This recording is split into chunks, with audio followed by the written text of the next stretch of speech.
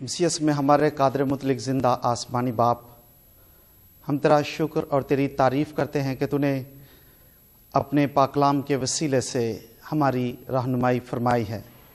ہم منت کرتے ہیں اس دعائیہ سی ڈی کے اجرا کے وسیلے سے ہم دعا کرنا سیکھیں، اس کی اہمیت کو جانیں اور زیادہ سے زیادہ تیرے قریب ہونے کا فضل حاصل کریں۔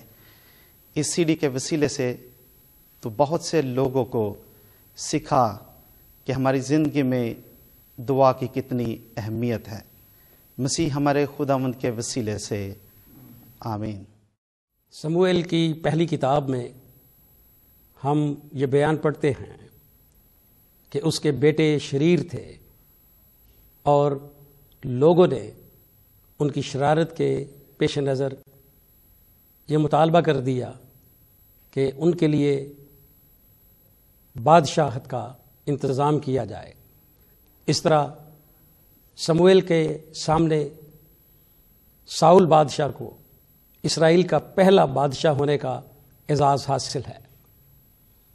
ساؤل نے 40 برس تک اسرائیل کے تمام قبائل پر حکومت کی۔ ساؤل کے بعد داؤد نے 40 برس تک اسرائیل پر حکومت کی، اور داؤد کے بعد داؤد کے بیٹے سلیمان نے بھی 40 برس تک اسرائیل کے تمام قبائل پر حکومت کی۔ اس طرح 120 برس تک اسرائیل کی سلطنت پر اسرائیل کے پہلے 3 بادشاہوں نے حکمرانی کی۔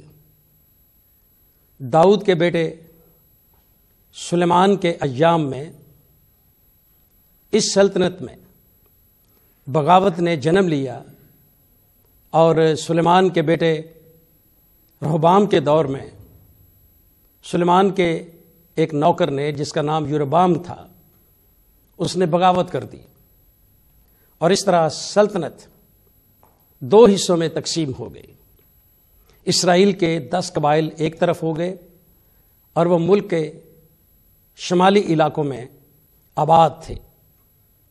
اسرائیل کے 2 قبائل، جن میں یہودا اور بنیامین کا قبیلہ تھا، انہوں نے داؤد کے گھرانے کے ساتھ وفاداری کی، اور اس طرح داؤد کے گھرانے میں قائم یہ سلطنت قائم رہی۔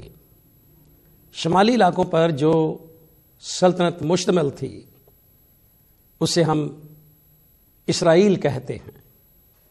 جنوبی علاقوں پر، جن میں یہودا اور بنیامین کا قبیلہ شامل تھا، جو سلطنت مشتمل تھی، انہوں نے یہودا کہلوانا پسند کیا۔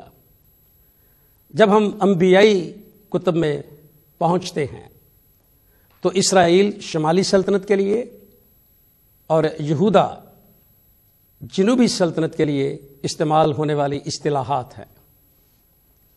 یہ سلطنت 120 برس کے بعد جب تقسیم ہوئی تو رہبام نے جس سلطنت کا آغاز کیا تھا، جسے یہودا کہتے ہیں، وہ وہاں کام کرتے رہے، اور اس سلطنت پر تقریباً 21-20 لوگوں نے کام کیا، اور یہ سلطنت مختلف اتار چڑھاؤ کے ساتھ قائم رہی۔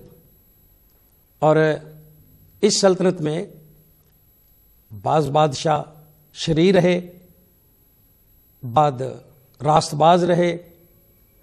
شمالی سلطنت میں، جو ملک کے شمالی علاقوں پر قائم تھی، جسے اسرائیل کہا جاتا ہے، اس میں تمام کے تمام بادشاہ جنہوں نے حکومت کی وہ بدکار رہے، اور جنوبی سلطنت پر تو یہودا کے قبیلے نے، جس کا تعلق داؤد کے گھرانے سے تھا، وہ سلطنت کرتے رہے، لیکن شمالی سلطنت میں مختلف خاندان سلاطین حکمران رہے، اور اس طرح یہ سلطنت کچھ عرصے تک قائم رہی۔ شمالی سلطنت میں جو لوگ آباد تھے، انہیں بالآخر 721 قبل از مسیح میں اسوریوں نے برباد کر دیا۔ ملک کے جنوبی حصوں میں یعنی یہودا میں جو سلطنت قائم تھی، جس پر داؤد کے گھرانے کے حکمران حکمرانی کرتے رہے، وہ اپنی شرارت اور اپنی بدکاری کی وجہ سے برباد ہو گئے، اور اسے شاہ بابل نبوکت نظر نے برباد کر دیا۔ نبوکت نظر کا نام بائبل کی تاریخ میں کئی کتب میں مستعمل ہے۔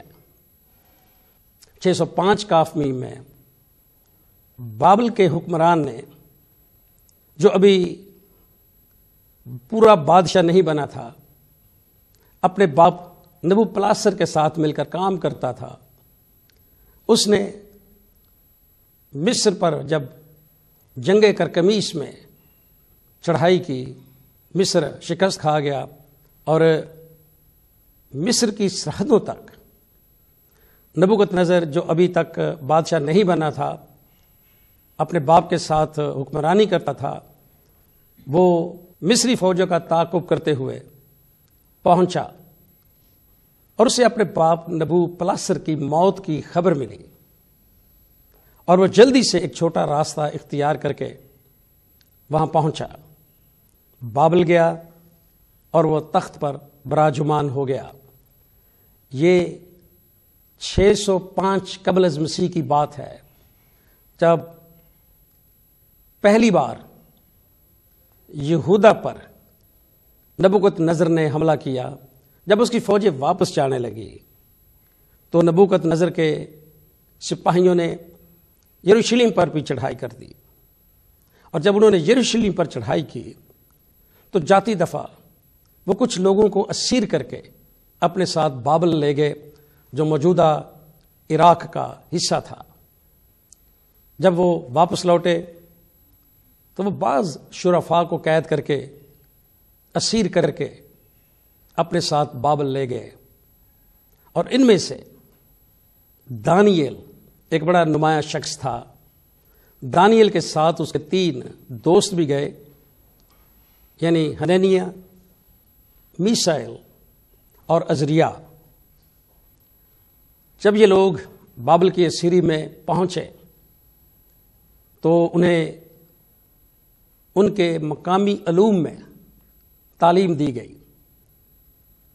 بابل کی فوجیں واپس جا چکی تھی اور انہوں نے بہت سی چیزوں کو برباد کر دیا، کچھ لوگوں کو اسیر کر کے اپنے ساتھ لے گئے، جن میں سے بعض لوگوں کا ذکر میں نے ابھی کیا ہے، اور حالات جوں کہ تو قائم رہے۔ یہودیوں نے ایک بار پھر بغاوت کی، بابل کی فوجیں ایک بار پھر یروشلم پر چڑھ آئیں، اور انہوں نے یروشلم پر حملہ کر کے کچھ اور لوگوں کو اسیر کر لیا، اور ان اسیروں میں سے نمایاں شخص حزقیل کاہن تھا۔ یہ 597 قبل از مسیح کی بات ہے۔ حزقیل، یہو یقین بادشاہ، ملکہ، یہ تمام لوگ کچھ باقی لوگوں کے ساتھ اسیر ہو کر بابل پہنچے، نہر کبار کے کنارے آباد ہوئے، اور حزقیل بنیادی طور پر کاہن تھا، لیکن اپنی اسیری کے 5 برس بعد خدا نے اسے نبی ہونے کے لیے بلایا۔ وقت کا دھارا پھر آگے بڑھتا رہا۔ نبوکت نظر کے حملوں کے پیش نظر